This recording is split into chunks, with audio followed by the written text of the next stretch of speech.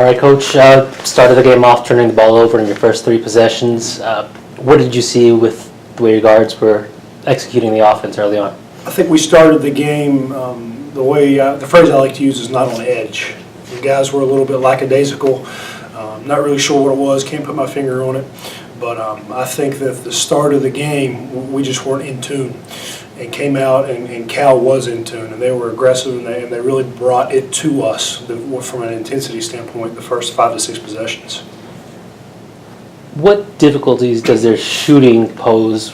I mean, when they're hitting shots with a man there but not necessarily contesting. Yeah, I think it becomes frustrating for your guys because they feel like, Coach, I'm contesting, or Coach, I'm close, I'm closing out. They're still knocking them down. And as a coach, you just tell the guys, hey, keep doing what you're doing, keep doing what you're doing. And sometimes, you get caught on a little screen and you might not close out as hard because they hit a contested one before.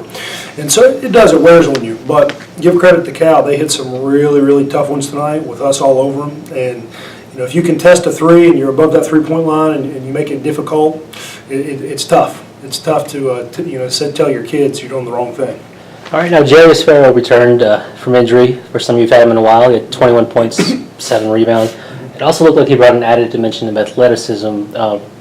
Just talking about the second half and pressing more and playing man with him in the lineup. Yeah, there's no doubt that Jarius gives us something that we just don't have. And we have some very skilled players. We have some good shooters. But as an athlete, Jarius is a next-level athlete from the guard spot on our team.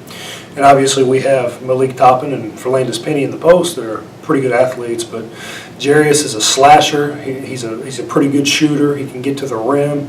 He's tough to handle off the bounce.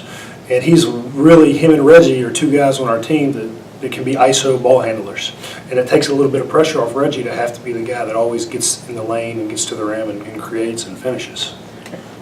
Now, can you go over a little bit about just talk about your thoughts on the execution in the second half? It looks like y'all got some good looks, even if you didn't always convert on them. For sure. Guys bought in. They listened in timeouts. We practiced certain plays in practice and shoot around, and they were in tune with those plays.